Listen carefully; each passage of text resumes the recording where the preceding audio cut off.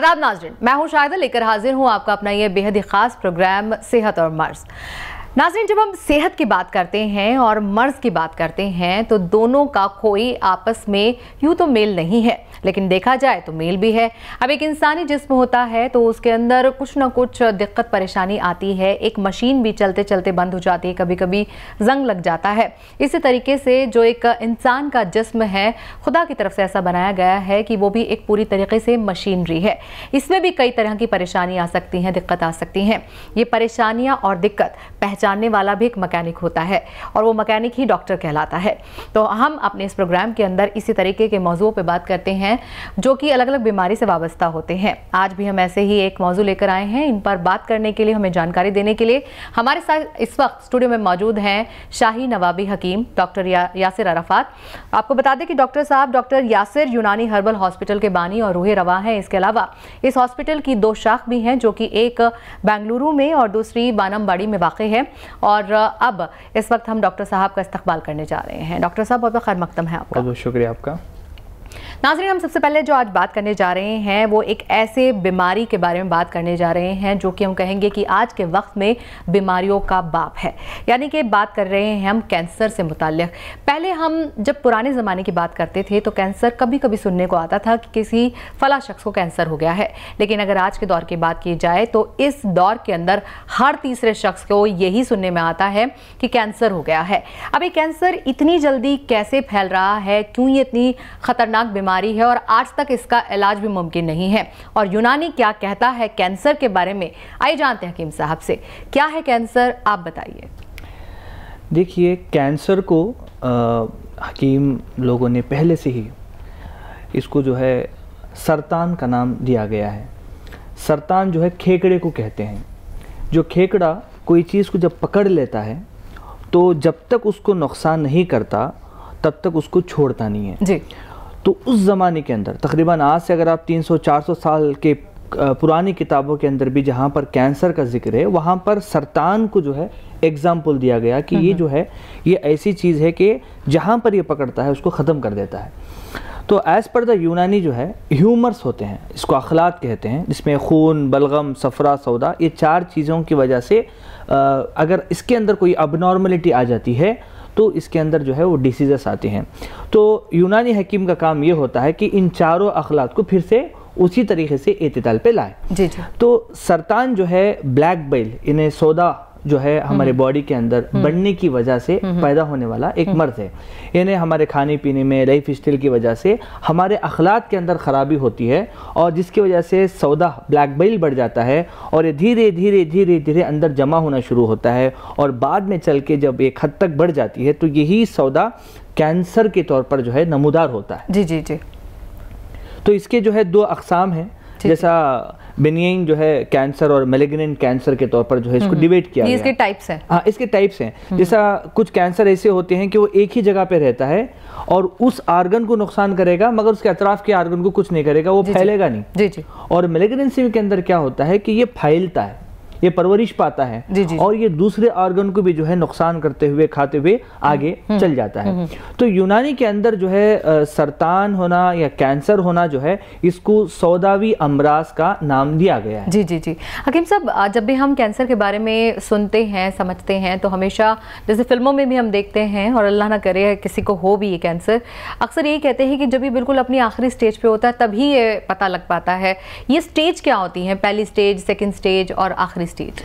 Actually क्या होता है कि जो कैंसर जो है जब शुरुआत होती है हमारे बॉडी के अंदर कुछ अबनॉर्मलिटी हमें नज़र आती है। जैसा कोई ऑर्गन इफेक्ट करता है, जैसा वो किडनी में आ गया तो उसके रिलेटेड डिसीजेस आपको समझ में आएंगे, सिम्टम समझ में आते हैं। जैसे यूरिन में खून आना स्टार्ट हो गया, आपको यूरिन में पस आ रहा है, पेशाब में जलन आ रहा है, तो बेसिक इन्वेस्टिगेशन के ज़रिए से अगर स्कैन में कोई ऐसा ट्यूमर नज़र आए तो उसका अगर इलाज कर देंगे तो वो बढ़ेगा नहीं जी। इसी तरीके से औरतों के जो है जो ब्रेस्ट होते हैं उसके अंदर सिस्ट होते हैं, लंप होते हैं, उस लंप के अंदर कभी कभी ये लंप जो है बढ़ना शुरू हो जाता है, मतलब तो वो जब पाल्पेट करते हैं तब पता चल जाता है कि कोई लंप। ऐसे वक्त में जाके एक मेमोग्रामी जो है एक स्कैन करके अगर वो डॉक्टर से ट्रीटमेंट कर लेते हैं तो वो उस वक्त भी उसको रोका जा सकता है।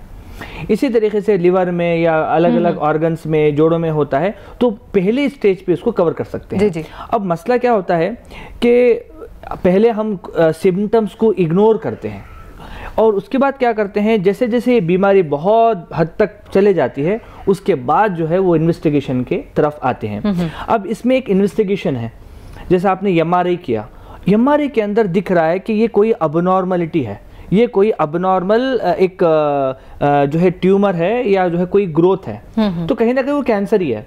अब इसको छोड़ते हैं फिर बायोप्सी के लिए।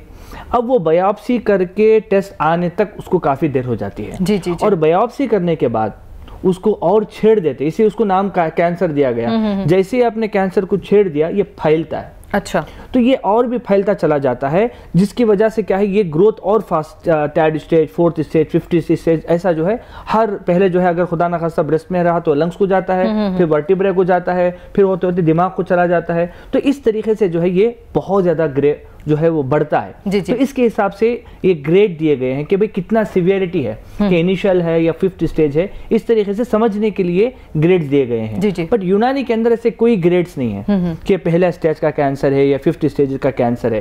कैंसर एक सौदावी अमराज है। और एक मैं आपको जो है एक बहुत ज़रूरी बात यहाँ पर मैं बताना चाहता हूँ कि हमारा एक मिजाज होता है बॉडी का, 2 किस्म का मिजाज होता है, एक एसिडिक बॉडी और एक अल्कलाइन बॉडी कहते हैं। एसिडिक बॉडी क्या होता है, pH जो है 7 के अंदर जो होता है उसको एसिडिक कहते हैं। यानी जो बंदे को ज़्यादा जो है गैस की प्रॉब्लम होती है, जो ज़्यादा चाय पीता है या सिगरेट पीता है या ऐसे जो इस्तेमाल करता है ना, तो उसकी बॉडी एसिडिक हो जाती है। और ये एसिडिक बॉडी क्या होती है, ये कैंसर को पैदा होने, फैलने, परवरिश पाने का पूरा जो है इन्वायरमेंट पैदा करती है। जी। जिससे कैंसर फैलता है। तो अल्कलाइन बॉडी क्या होती है, उसके ऑपोजिट होती है। तो अल्कलाइन बॉडी के अंदर कैंसर परवरिश नहीं पाता। अभी समझो कि 2 दोस्त हैं और दो लोगों ने भी सिगरेट पिया, बीड़ा खाया और जो है पान परा खाया, जो भी खाया, मगर एक को नुकसान हुआ, एक को कैंसर आया, एक को बिल्कुल वो सेहतमंद है। ये मिजाज का खेल है। जी। एसिडिक बॉडी के अंदर ये फैलता है, अल्कलाइन बॉडी के अंदर ये नहीं फैलता। अगर हमारी बॉडी एसिडिक है, हमें कैसा पता चलेगा कि एसिडिक है? जी, जैसा कुछ लोगों को गैस की बहुत ज़्यादा प्रॉब्लम होती है, पेट सामने निकला रहता है, तो कभी भी जो है उनके खाने ऐसे होते हैं कि खाने के बाद उनको कब्ज हो जाता है। जी। तो ये सारे एसिडिक कहलाते हैं। जी।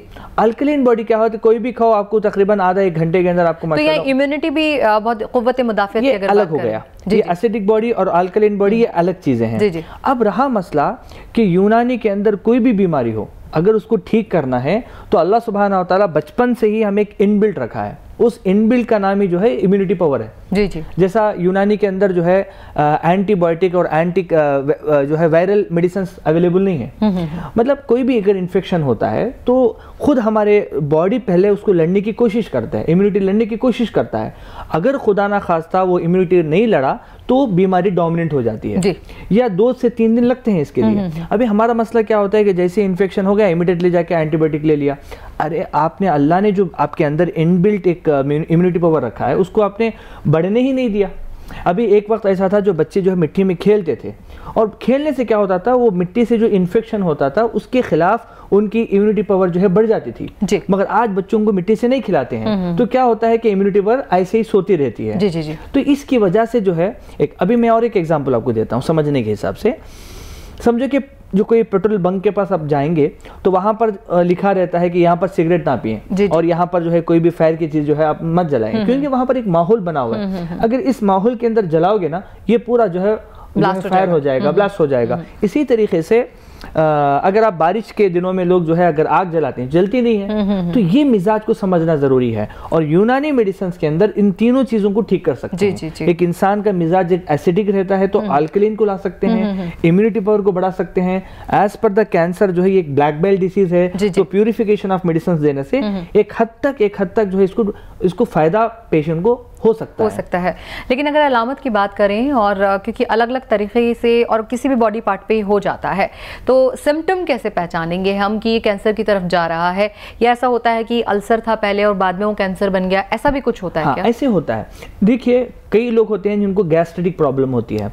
अल्लाह सुब्हानहू व तआला ने जो है जो अंदर के जो है म्यूकस मेम्ब्रेन से बनाया है, जो कंप्लीटली मोशन तक, जैसा इसको बोलते हैं GIT ट्रैक बोलते हैं, मुंह से लेके रेक्टम तक का पूरा के, ये अल्लाह सुब्हानहू व तआला ने बिल्कुल सॉफ्ट रखा है। अब जो लोग स्पाइसी फूड खाते हैं या जो है मैं आपको बोला जंक फूड का इस्तेमाल करते हैं या बहुत ज़्यादा नॉनवेज खाते हैं तो या सिगरेट पीते हैं, तो ये जो है क्या करती है, उस लेयर को सुराख पैदा करती है। अच्छा। और वहां पर पहले जो है अगर वो अल्सर में फॉर्म होता है, अगर आपने ठीक से उसको इलाज नहीं किया तो कोई भी चीज एक जगह पे जब बार बार इरिटेट होता है तो वहां पर कैंसर के सेल्स पैदा होते हैं। जितने भी जो है मोस्टली अगर आप देखा जाए जितने भी कैंसर ऑफ स्टमक के पेशेंट होते हैं, कहीं ना कहीं उनको गैस्ट्राइटिस होता था, पेप्टिक अल्सर था और बाद में चल के ये कैंसर में मुब्तला हो जाता है। इसी तरीके से ऑर्गन किडनी के अंदर भी अगर अबनॉर्मल ट्यूमर है इमीडिएटली इलाज करो, नहीं करते हैं, वेट करते हैं ये बढ़ने का। तो इसकी वजह से जो है हमें जो है कैंसर को डायग्नोस करने में बहुत टाइम लगा देते हैं हम। जी, लेकिन अगर ग़िज़ा की बात की जाए तो अब अगर ये भी कैप्चर हो गया है, ये भी कॉट हो गया है कि ये कैंसर है, तो अब ग़िज़ा क्या लेनी है हमें? पहली बात क्या है कि ऐसी ग़िज़ा का इस्तेमाल करें जो कुदरती हो। जैसे मैंने आपको बोला कि खुद इम्यूनिटी पावर को बढ़ाना है तो कुदरती चीज़ों का इस्तेमाल करें, जैसा कच्ची जो है, जैसा सलाद आपने बताया कि कच्ची जो है वेजिटेबल्स और फ्रूट का इस्तेमाल करें, इससे हम बहुत दूर हो गए। नंबर एक। दूसरी बात जो है जैसा लेमन का इस्तेमाल करें, पानी में डाल के लेमन का इस्तेमाल करें, इससे मिजाज चेंज होता है, एसिडिक से जो है अल्कलीन में तब्दील होता है। इसी तरीके से एक बहुत फेमस दवा है कासिनी बोल के, पत्ते हैं कुछ कासिनी के, तो इसका चाय बना के पीने पे भी जो है ये एसिडिक से आपको जो है अल्कलीन में तब्दील होता है। इसके अलावा यूनानी के अंदर जो है बहुत से शरबत, माजून और टैबलेट्स मौजूद हैं जो खून को साफ करती है जी, और खून को साफ करने की वजह से ये जो है अल्हम्दुलिल्लाह कैंसर का जो मसला है ये धीरे धीरे कम होता है। हाँ, हम ये नहीं कह सकते कि कंप्लीटली क्यूर होता है। अगर आप मेरे यूट्यूब चैनल में देखेंगे, मेरे यूट्यूब चैनल का नाम है डॉक्टर यासर यूनानी हर्बल हॉस्पिटल, मैंने कई पेशेंट्स के फीडबैक्स और उनकी रिपोर्ट्स मैंने बताई है जिनको कैंसर था और 100% अच्छा हो गया। अच्छा। मगर ये जरूरी नहीं कि 100% अच्छा हो जाए, मगर पेशेंट कम से कम जो है हेल्थी रहे। क्योंकि एलोपैथिक में क्या ट्रीटमेंट है, कहीं ना कहीं वो जाके कीमोथेरेपी करेंगे, कहीं ना कहीं वो रेडिएशन करेंगे, इसके सिवा इसमें इतना नुकसान होता है कि पेशेंट को जो है वो बीमारी से नहीं बल्कि वो थेरापी से जो है वो मर जाते हैं। जी जी। तो यूनानी के अंदर कम से कम इतनी अच्छी सपोर्टिंग उसको होती है कि इतने हेल्थी रहता है कि वो अपने जो है घर वालों के साथ जो है मिलके जुल के हंसी मजाक। यूनानी तरीका भी आप हमें समझा दीजिए कि किस तरीके से इलाज होता है फिर कैंसर के लिए। हम मेडिसिन देते हैं। जी जी। हमारी मेडिसिन के अंदर कुछ ऐसे प्यूरिफिकेशन ऑफ मेडिसिन होती हैं जो कि सौदा को कम करती है और इम्यूनिटी पावर को बढ़ाती है और खून को साफ करती है। ये बेसिक कॉन्सेप्ट है हमारा। हम ये नहीं कहते हैं कि मतलब कंप्लीटली कैंसर अच्छा हो जाएगा, हम ये कहते हैं कि अगर इनिशियल में डायग्नोस हो गया तो ये बहुत फास्ट फायदा करेगा। अगर ये लास्ट स्टेज में है जो 5th स्टेज ऑफ कैंसर है तो भी पेशेंट को सपोर्टिंग बहुत फायदा करेगा, जिससे पेशेंट हेल्थी रहेगा। मगर स्ट्रक्चर तो डैमेज बताएगा, जहां पर डैमेज हुआ स्ट्रक्चर उसको कुछ नहीं कर सकते, मगर जो फंक्शंस हैं ऑर्गन्स के उसको भी अगर ठीक से रखेंगे तो पेशेंट जो है अल्हम्दुलिल्लाह जब तक उसकी ज़िंदगी अल्लाह सुब्हानहू व तआला रखिए वो हंसी खुशी रहेगा। जी जी। हकीम साहब, क्या ये फैमिली हिस्ट्री से भी आ सकता है आपको कि ख़ानदान में अगर रहे हों इस तरह के केसेस, हिस्ट्री रही है आपकी कैंसर की, क्या उनसे भी आगे बढ़ता चला जाता है? ये असल में ऐसा जेनेटिक बाप को कैंसर है तो बेटे को कैंसर होने से कुछ ज़रूरी नहीं है, मगर हाँ बाप और बेटा सेम जो है ग़िज़ा इस्तेमाल कर रहा है, कहीं ना कहीं वही निकोटीन का इस्तेमाल कर रहा है, वही शराब का या सिगरेट का या ऑयली फूड का, जंक फूड का इस्तेमाल कर रहा है, तो दोनों को भी हो सकता है। जी जी। क्योंकि यहाँ पर मसला ये है कि अपनी ग़िज़ा कैसी है। बिल्कुल, हम अपनी ग़िज़ा पे कॉन्सेंट्रेशन करें, हमारी ग़िज़ा की वजह से ही ये कैंसर जो है फैल रहा है। जी जी। तो हकीम साहब ने कितनी अच्छी हमें जानकारी दी कि जो कैंसर हैं इसके ये असबाब क्या होते हैं, इनके सबब क्या होते हैं, क्या वजूहात होती हैं जो कि कैंसर को आमादा कर देती हैं, हमारे सर पे मुसल्लत कर देती हैं इस बीमारी को। ये तमाम जानकारी अभी हमें हकीम साहब ने दी। एक और इन्फेक्शन की हम बात करते हैं जो कि बहुत ज़्यादा परेशान करता है और उसे हम UTI भी कहते हैं, यूरिन इन्फेक्शन कहते हैं। अक्सर लोग कहते हैं कि आपके यूरिन में जलन है बहुत ज़्यादा, और ये जलन पैदा कैसे होती है? क्या ये जलन इंटरनल कोई प्रॉब्लम क्रिएट हो रही है इस वजह से होती है, या बाहरी तौर पर जो चीज़ हम खा पी रहे हैं उसकी वजह से ये होती है? आइए जानते हैं कि हकीम साहब क्या कहते हैं इस बारे में। जी देखिए, ये जो कॉमन प्रॉब्लम है जिसको UTI कहते हैं, यूरिनरी ट्रैक इन्फेक्शन, ये मर्दों में भी होता है मगर औरतों में बहुत ज़्यादा होता है, क्योंकि असल में क्या होता है कि जो यूरिथ्रा होता है औरतों का, वो बिल्कुल छोटा होने की वजह से जहाँ पर भी वो टॉयलेट में बैठते हैं तो ईजिली इन्फेक्शन अंदर अटैक कर सकता है। दूसरी बात जो है वो जब पीरियड्स के औकात के अंदर भी जो है अगर वो एहतियात ना करें तो इन्फेक्शन आसानी से हो सकता है। मगर यूटी इन्फेक्शन जो है होता क्यों है? सबसे बड़ी बात, अपनी इम्यूनिटी पावर उतनी नहीं है कि इन्फेक्शन से डिफेंस कर सकें, मार सकें, उसको फाइट कर सकें, इस वजह से बार बार इन्फेक्शन होता है। अगर एक मरतबा इन्फेक्शन हो गया तो अगर हमने इम्यूनिटी पावर बढ़ाने की वजह से दवा दी और वो इम्यूनिटी पावर इन्फेक्शन को मारेगी तो नेक्स्ट टाइम इन्फेक्शन होगा नहीं। मगर यहाँ पर प्रॉब्लम क्या होता है कि जैसे ही इन्फेक्शन होता है एंटीबायोटिक ले लेते हैं और जैसे ही एंटीबायोटिक लिया वो कम सप्रेस होता है, ख़त्म नहीं होता, 10 दिन 15 दिन के बाद फिर वापस इन्फेक्शन हो जाता है। और औरतों का मसला ये होता है कि शर्म की वजह से ये अपने बेटे को या जो है अपने हस्बैंड को, भाई को भी ये कहते नहीं हैं, तो इसकी वजह से ये इन्फेक्शन बढ़ने की वजह से क्या होता है कहीं ना कहीं जो है ये इन्फेक्शन जो है किडनी तक पहुंचता है, यूरेटर के जरिए से किडनी तक पहुंचती है और किडनी के अंदर नेफ्रॉन को डैमेज करती है, जिससे जो है नेफ्राइटिस हो जाता है। और कई पेशेंट हमारे पास ऐसे हैं जिनको बिल्कुल इन्फेक्शन था मगर वो बाद में चल के कहीं ना कहीं किडनी फेल उनकी हो गई। तो यानी कि अगर इसके ऊपर वक्त रहते गौर ना किया जाए तो फिर ये बुरी शक्ल फेल करेगा या बाद में चल के, क्योंकि ये जो एंटीबायोटिक लेते हैं वो एक अहम रीजन है किडनी फेल होने का। दूसरा, इन्फेक्शन अगर किडनी को अटैक करता है तो ये सेकंड रीजन है। जी जी। तो इसकी वजह से ये है कि मतलब अगर इन्फेक्शन हो तो उसको इम्यूनिटी पर बढ़ाने के वास्ते यूनानी मेडिसिन का इस्तेमाल करें जी, ना कि एंटीबायोटिक जल्दी जाके इस्तेमाल करें, क्योंकि एंटीबायोटिक बाद में काम नहीं करेगी। हकीम साहब, यहाँ पर एक सवाल ये भी उठता है कि हमारा जो खाना पीना और जो हमारा कल्चर हो गया, वर्किंग कल्चर, कि हम ज़्यादा काम करते हैं, वर्किंग लोड ज़्यादा लेते हैं, लेकिन हम खा वो लेते हैं जिसकी हमारी बॉडी को ज़रूरत नहीं है, जिन चीज़ों की ज़रूरत है वो हम खाते नहीं हैं। क्या इस तरह का, जैसे आप जंक फूड के भी बहुत ख़िलाफ़ ही हैं, हम सबको ख़िलाफ़ होना चाहिए इस बात के, क्या जंक फूड भी ये UTI दे सकता है? जंक फूड ऐसा है पर्टिकुलरली यूटी फार्म करेगा ऐसा ज़रूरी नहीं है। हाँ, कि अगर आपने ऐसा जंक फूड इस्तेमाल किया जिसके अंदर इन्फेक्शन हो सकता है, बुखार आ सकता है, तो वो सपोर्ट कर सकता है। ऐसा नहीं कि जंक फूड खाने से यूरिनरी इन्फेक्शन होता है। हाँ, अगर कुछ लोगों को, औरतों को रहता है, जैसा पेशाब में जलन वगैरह रहती है या पेशाब में बदबू आती है या पेशाब करने के वक्त में जो है उनको ऐसा लगता है कि कुछ रेडनेस आ रही है, तो इन्फेक्शन उनको महसूस होना चाहिए। बहुत अगर जो गर्म ग़िज़ा अगर कोई खाता है, मसलन की बहुत स्पाइसी सपोर्ट करता है, जी सपोर्ट करता है, उससे इन्फेक्शन नहीं आता है, जी, बट वो सपोर्ट करता है। तो अगर किसी को इन्फेक्शन हो जाए तो सबसे पहले उनको किन चीजों से मोहतात रहना चाहिए और क्या करना चाहिए? सबसे पहले पानी का ज्यादा इस्तेमाल करें जी, क्योंकि पानी जो है ये एक अच्छी डाययूटिक है, ये फ्लो करती है जी, तो पानी का ज्यादा इस्तेमाल ही, यानी कि वो ट्रैक्ट क्लीन करने के लिए वो पानी बहुत ज़रूरी है, पानी आप इस्तेमाल करें। दूसरी बात, अगर जो है पेशेंट्स को ज्यादा जंक फूड इस्तेमाल करते हैं तो अवॉइड करके, जैसा शरबत होती है, हमारे पास जूस होते हैं, वेजिटेबल का जो है सूप होता है, ऐसी चीज़ें इस्तेमाल करें जी जी। और इसके अलावा जो है जिसके अंदर फाइबर्स होते हैं, ऐसी चीज़ें इस्तेमाल करें ताकि इम्यूनिटी पावर बढ़े। और इसके अलावा जो है यूनानी मेडिसिन हैं, वो बहुत आसानी से यूटी इन्फेक्शन ठीक हो जाता है अल्हम्दुलिल्लाह, इससे इम्यूनिटी पावर भी बढ़ जाती है, तो ये इस्तेमाल करें। जो नहीं खाने की चीज़ें हैं वही घुमा फिरा के जो है, जाहिर से बात है मुसलमान तो शराब नहीं पीते हैं, जैसे निकोटीन का ज़्यादा इस्तेमाल ना करें, सिगरेट वगैरह से, सिगरेट, क्योंकि औरतों का वो, क्योंकि हमारे मुसलमान औरतें को वो ज़्यादा कोई पीते नहीं है ऐसा, तो उसकी बोलने की ज़रूरत नहीं है।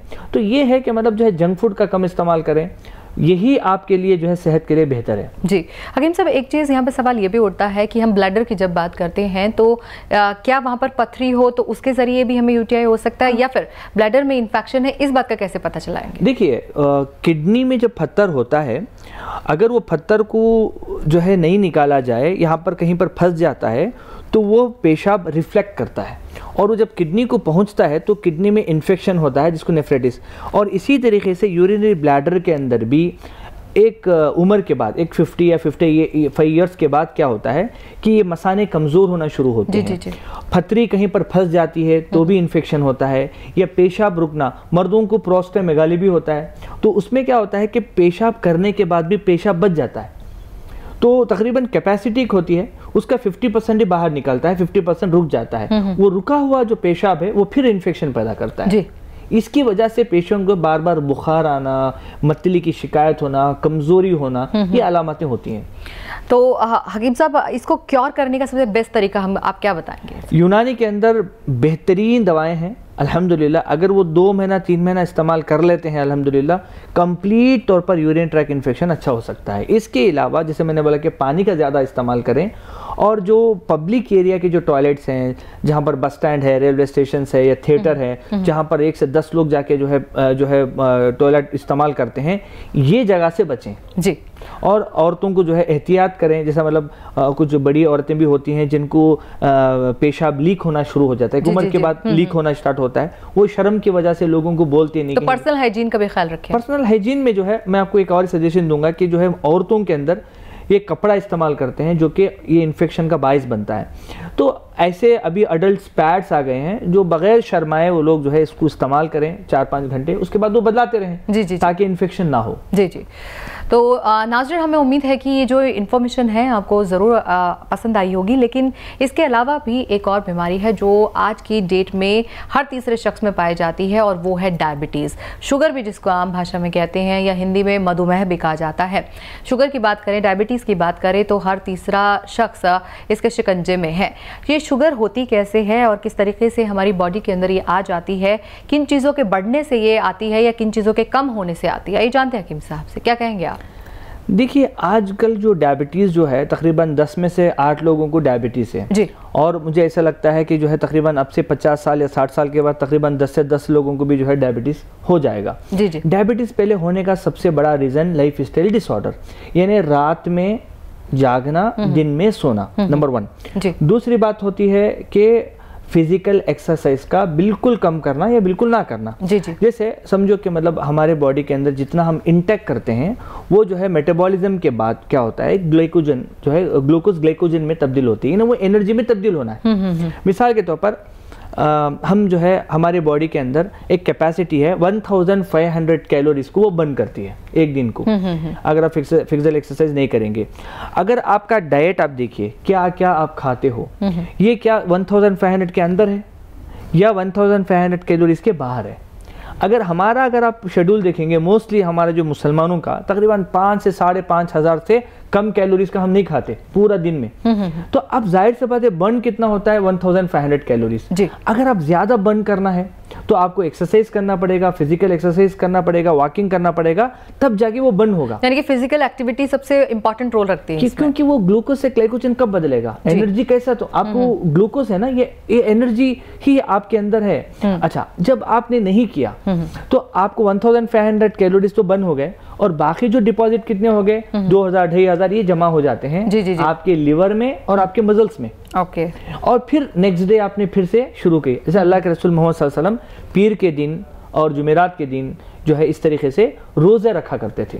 एक हदीस है मोहम्मद सल्लल्लाहु अलैहि वसल्लम रोजा करते हैं, मुसलमान भी तकरीबन 30 दिन जो है कंटिन्यू रोजा रखते हैं, जिसके अंदर क्या होता है कि जो भी हमारा डिपॉजिटेड शुगर होता है वो सब रिलीज हो जाता है, पूरा रिड्यूस हो जाता है। और पेशेंट को क्या, अच्छा हम क्या समझते हैं भूख लगती है तो हमें इमीडिएटली जो है वो अगर नहीं खाएंगे तो ऐसा हो जाएगा वैसा, ऐसा नहीं है, बल्कि हमने इतना डिपॉजिट करके रखा है कि अगर हमारे पास तो अगला जन्म नहीं है, मैं आपको एग्जाम के 3 जन्म भी दे दे अल्लाह, तो इतना हमारे अंदर अल्लाह हम जो है डिपॉजिट करके रखे हैं अपनी चीजों को जी जी जी। तो पहले के जमाने में खाना कितना खाते थे जी जी भूख, अल्लाह के रसूल मोहम्मद सल्लल्लाहु अलैहि वसल्लम फरमाते हैं जब तुम्हें भूख लगी तो खाना खाओ, जब तुम्हें भूख बाकी रहे तो अपना हाथ उठा लो। अल्लाह के रसूल की दूसरी हदीस है कि अगर तुम्हारी कमर को सीधा रहने के लिए जितना खाने की जरूरत है इतना तुम खाओ। और अल्लाह के रसूल की तीसरी हदीस है, अल्लाह के रसूल फरमाते हैं कि पेट जो है बुरी हांडी है, अगर तुम्हें खाना ही है 1/3 खाओ, 1/3 पानी और 1/3 हवा के लिए छोड़ दो। अब हमारा मसला क्या होता है कि हम तीनों जो वे हैं उसको भी फुल करते हैं जी जी बिल्कुल। फिर वो भर जाता है तो पेप्सी या कोई भी कोको कोला डाल के फिर उसको दबा के फिर और खाते हैं, जिसकी वजह से क्या होता है कि ये पूरा जो बाकी जो बचा हुआ कैलोरीज जो है हमारे जो है मसल्स में जम रहा है और खून में चला जा रहा है। तो जब क्या होगा, तो ये ग्लूकोज क्या होता है कि जब मसल से पूरा ओवरफ्लो होता है तो खून के अंदर आना शुरू होता है, इसी को डायबिटीज कहते हैं जी। हकीम साहब, जिस तरह से हमारी जो पूरी बॉडी है इसके अंदर पैनक्रियाज का भी बहुत इंपॉर्टेंट रोल होता है जो कि नेचुरल इंसुलिन बनाती है हमारे लिए, यहाँ पैनक्रियाज जो है किस तरह से मुतासिर होती है? देखिए पैनक्रियाज का काम, देखिए अगर पैनक्रियाज को 3 हिस्सों में डिवाइड किया गया है ना, जो है बीटा गामा ऐसा बोल के। तो इसमें एक होता है जो ग्लूकोज को आपको प्रोड्यूस करता है, एक इंसुलिन को प्रोड्यूस करता है। जितना बॉडी आपको ग्लूकोज ज़्यादा देगा, इंसुलिन उतना जो है पैनक्रियास आपको इंसुलिन देगा। अब हमारे पास ऐसा होता है कि इतना हम खाते हैं कि नेचुरल इंसुलिन बनना ही कम हो जाता है। जी जी जी। तो बाद में जो है वो लोग क्या करते हैं, बाहर से इंजेक्शन लेने पड़ते हैं। हालांकि आपने जितना खाया है उसको आप फिजिकल एक्टिविटी से बंद कर दें, ये खाएं बिल्कुल कम खाएं। ये भी हो सकता है। जी जी। बिल्कुल कम खाएं ताकि आपकी एनर्जी लेवल जितनी हो उतना काफी। लेकिन अक्सर तो यही होता है कि डायबिटीज जो पेशेंट होते हैं वो हर 10 मिनट बाद, आधे घंटे में कुछ ना कुछ लेते रहते हैं। सिस्टम खराब होने की बात है। जी जी। मैं कह रहा हूँ कि आप डायबिटीज पेशेंट ना बनना है तो क्या करना है। जी जी। अगर डायबिटीज पेशेंट हैं तो जाहिर सी बात है कि आपको जितना जरूरत है, क्योंकि आप जितना भी खाओगे ना, आपको 15 मिनट के बाद, आधे घंटे के बाद फिर से भूख लगेगी। चलिए, हमें अब डायबिटीज पेशेंट नहीं बनना है, आप समझ लीजिए ये बात है। तो हमें किन चीजों से परहेज रखना है और किन चीजों का ख्याल रखना है ग़िज़ा के अंदर खास तौर से? परहेज में जंक फूड का इस्तेमाल, इस वजह से कि कोई भी जो प्रिजर्वेटिव जो होते हैं, कोई भी चीज़ अच्छा रहने के लिए या तो शुगर ऐड करना पड़ता है या नहीं तो जो है आपको नमक ऐड करना पड़ता है। ये डायरेक्ट शुगर जो होते हैं, जैसा मतलब चॉकलेट है, चॉकलेट में इतने सारी लड़कियों को पसंद है, सारे खासकर मर्द कम खाते हैं चॉकलेट, मर्द लेडीज बहुत खाते हैं। मतलब ऐसा इतना बड़ा बड़ा पैक होता है, मतलब उनका कोई अंदाज ही नहीं होता कि शायद इतना बड़े पे पैक इन फ्यूचर अगर कोई कंपनी बना दे तो पूरा खा ले। तो ये हमारी जो सेल्फ जो है रिस्पेक्ट हमारे अंदर नहीं है कि हमारी बॉडी को हम कैसे मेंटेन करना है। तो सबसे पहले जंक फूड का मैंने बोला बहुत ज़्यादा शुगर रहता है। नंबर 2 जो है सोडियम का उसमें, इस वजह से दोनों इस्तेमाल कम करें। इसके अलावा खाने में एहतियात करें कि देखिए आपको जितना ज़रूरत है ना इतना खा लें, उसके बाद आप छोड़ दें। अच्छा, और जितना खाते हैं आपको महसूस होना है कि उतना फिजिकल एक्टिविटी भी आपकी हो, मर्दों में या औरतों में, वरना क्या होगा पेट भी निकलना शुरू हो जाता है और फिर डायबिटीज भी आता है। इसके अलावा जो है जो नेचुरल फ्रूट्स है ना वो खा सकते हैं आप, जैसा आप खजूर में बहुत ज्यादा मीठा रहता है, जी जी। अंजीर बहुत मीठा है, आम बहुत मीठा है, पपीता ये सब कोई इशू नहीं है आपको। जितना भी नेचुरल अल्लाह सुब्हानहू व तआला ने जो भी फ्रूट्स या जो है इसमें अंदर जो मिठास रखी है वो ग्लूकोज के साथ फ्रक्टोज रखी है, ये आपको बहुत फास्ट, जैसा शहद भी आप इस्तेमाल करोगे, ज्यादा भी इस्तेमाल करोगे आपको नुकसान नहीं होगा, क्योंकि वो ग्लूकोज के साथ फ्रक्टोज है, अल्लाह वो इमीडिएटली फिर वापस आ जाएगा। जी जी जी। मगर जो डायरेक्ट शुगर जिसको कहते हैं व्हाइट कलर का शुगर, इसको व्हाइट पॉइजन दूसरा नाम रखा गया है। जी जी जी। इसका अगर आप देखेंगे व्हाइट पॉइजन के नाम से इंटरनेट पे तो यही शुगर बताएगा, और ये शुगर नुकसान करता है। जी। और अगर शुगर कंट्रोल की ही अगर हम सवाल पूछें आपसे, तो शुगर कंट्रोल कैसे करे कोई शख्स? जाहिर से बात है सेम वही कि जो भी व्हाइट शुगर से बनी हुई चीजें हैं, टी कॉफी भी इस चलन में आ जाती है। ले लीजिए आप। जी जी। जो भी व्हाइट शुगर से बनी होती हैं वो बहुत ही पॉइजनस है, वो आपको अवॉइड करें। नंबर 1 नेचुरल फ्रूट्स आप इस्तेमाल कर सकते हो, मिठे का कोई इशू नहीं। दूसरा, वक्त निकाल के एक्सरसाइज करें जी। और तीसरा, यूनानी के अंदर इतनी अच्छी मेडिसिन अवेलेबल हैं डायबिटीज के लिए कि कुछ दिन तक खाते खाते क्या होता है वो पूरा कम होना, शुगर लेवल भी नेचुरली कम हो जाएगा। अगर कोई इंसुलिन में है तो वो भी धीरे धीरे इंशाल्लाह कम होने के चांसेस होते हैं। जी जी।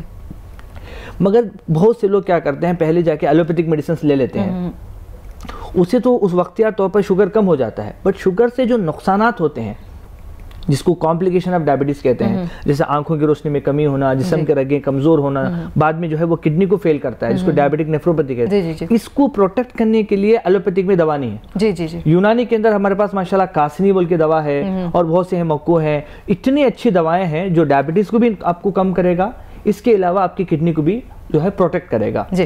तो इसके अलावा जो है दिन में जो है आप काम करें और रात में सो जाएं, क्योंकि ये बहुत बड़ा जो हार्मोन्स का जो सिलसिला है ना, ये हमारे हार्मोन से कनेक्टेड होता है, क्योंकि पैनक्रियास भी एक ग्लैंड है, वो भी हार्मोन प्रोड्यूस करते हैं। डायबिटीज खुद जो है एक हार्मोनल बीमारी है, इसी वजह से वो एंडोक्राइनोलॉजिस्ट के अंदर आता है, वो एंडोक्राइनोलॉजिस्ट का इलाज करते हैं। तो आपके जो है दिन और रात में और वर्जिश के एतदाल में, खाने के एतदाल में शुगर कंप्लीट तौर पर आप खुद से भी अच्छा कर सकते हैं, या डॉक्टर की भी आप मदद ले सकते हैं।